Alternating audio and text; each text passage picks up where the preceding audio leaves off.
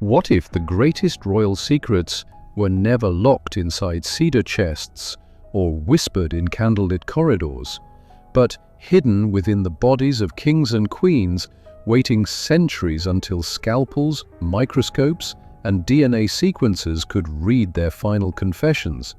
Picture a silent morgue, where white lights glare off polished marble, where crowns of bone are lifted with gloved hands instead of jeweled steel, and where a single incision can turn myths that once commanded armies into simple medical facts. Today we step onto those cold slabs, traveling through time and across empires, to witness 7 royal autopsies that cracked dynastic legends wide open and revealed the hard cost of power.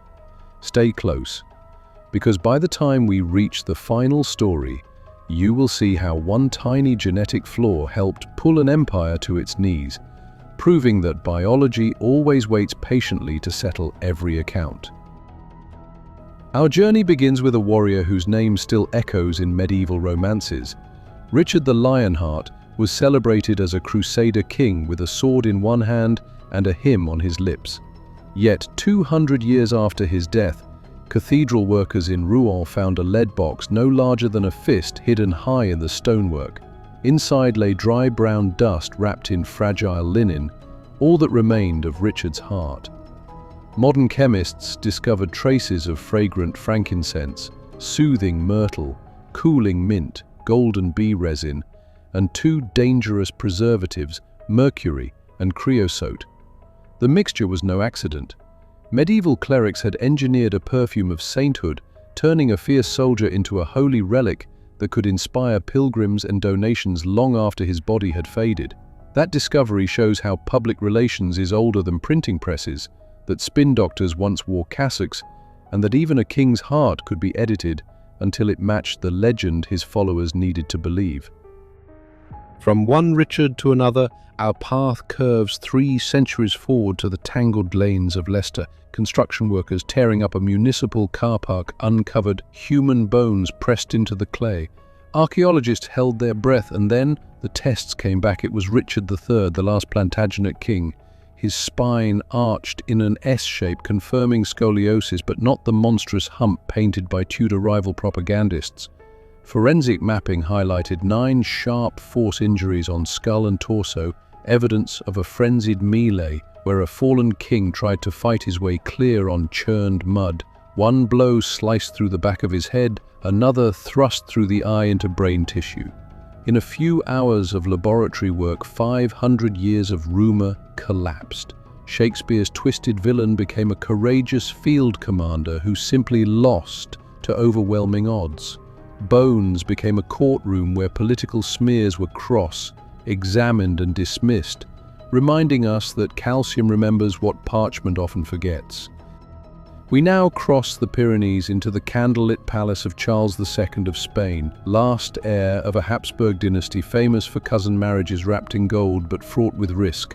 Court physicians opened him on an autumn night in 1700 and wrote a list that reads like a horror novel. His lungs were rotted, his intestines liquefied, his skull sloshed with watery fluid, one testicle was black as coal, and his heart was so small it was compared to a pepper seed. They found no blood in the veins at all. Charles spent his life choking on seizures, unable to sire an heir, barely able to chew solid food. 2 centuries of repeated cousin unions had conspired to strip away genetic variety, allowing recessive defects to roam freely. His body served as the final invoice for dynastic policy, paid in the only currency biology accepts: organ failure. Across the sea, the restless soul of Europe's greatest general paced a damp bedroom on the island of St. Helena.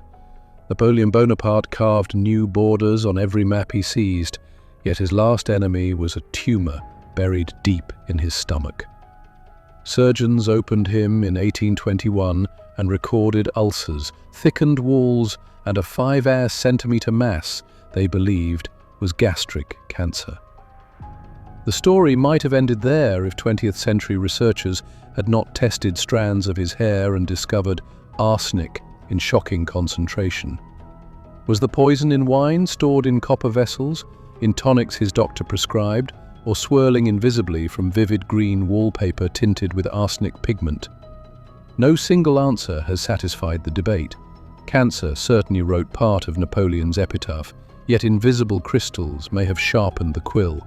The emperor, who survived bayonet charges and winter marches, may have been nudged toward his grave by pigments flaking from the bedroom walls, proving that history can hinge on details too small to see with the naked eye. East of the Channel, another monarch wrestled demons no musket could shoot. George III's reign witnessed rebellion across the Atlantic and the Industrial Revolution at home, but court gossip latched on to his episodes of rambling speeches, violet urine, and conversations with angels. Doctors blamed a hereditary condition called porphyria. Only modern science turned suspicion into data. Analysts clipped a lock of his grey hair and measured arsenic at 30 times modern safety limits. The metal interferes with the same chemical pathway that malfunctions in porphyria, triggering the very symptoms that had baffled his physicians. Suddenly, the tragic image of divine punishment or random madness faded, replaced by the possibility of accidental poisoning from medicines, cosmetics, or even wig powder saturated with arsenic dust. A well-meaning apothecary may have pushed a king past sanity without ever knowing the harm contained in each fashionable remedy. We drop through millennia to enter the tomb of a boy wrapped in gold. Tutankhamun's mask glitters beneath museum lights, but his X-rays tell a different story. Computed tomography scans capture a clubbed foot, shattered thigh bones, and a cleft palate. DNA analysis confirms that his mother and father were full siblings, part of an Egyptian strategy to keep divine blood unsullied by outsiders. Archaeologists counted more than 100 walking canes stacked beside his sarcophagus, mute witnesses to chronic pain endured in royal silence. Malaria parasites left lesions on his bones, intensifying the toll of inbreeding.